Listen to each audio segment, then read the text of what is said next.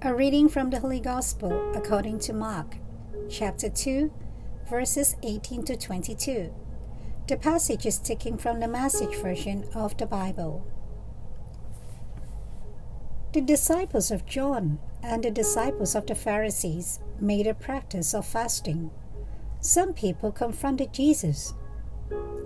Why do the followers of John and the Pharisees take on the discipline of fasting, but your followers don't? Jesus said, when you are celebrating a wedding, you don't skimp on the cake and wine. You feast. Later, you may need to pull in your belt, but not now. As long as the bride and groom are with you, you have a good time.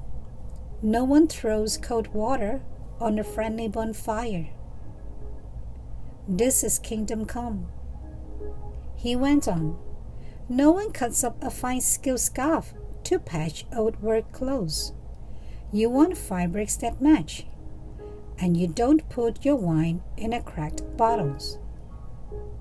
The Gospel of the Lord.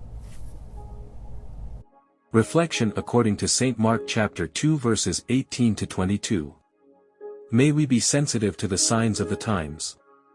One day, when the Pharisees and the disciples of John the Baptist were fasting, some people asked Jesus, why is it that both the Pharisees and the disciples of John fast but yours do not? And no one puts new wine into old wine skins, for the wine would burst the skins, and then both the wine and the skins would be lost. But new wine, new skins. Mario did his specialization in biblical theology at the Gregorian in Rome, but he felt called by God to follow the spirituality of Nazareth and joined the Little Brothers of the Gospel. He was sent to a mountain village in Venezuela to work with the farmers in an agricultural cooperative. The farming community rose early in the morning and gathered together in the small chapel for the Mass celebrated by Mario. Then, after a light breakfast of coffee and cornbread, they all went to their respective work in the field, including Mario. Instead of books, paper, and pens, Mario had to carry water pipes from one slope to another to water the crops. At times, a basket hung on his back as he picked the ripened coffee beans.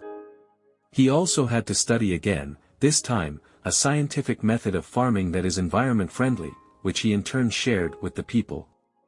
He did not miss the academe and the research he used to do before, for he was happy with his two brothers in the fraternity and the farmers of the village, with whom they worked and prayed as one community. Jesus, may we be sensitive to the signs of the times so that we may respond appropriately to do what is most urgent, opportune, and effective.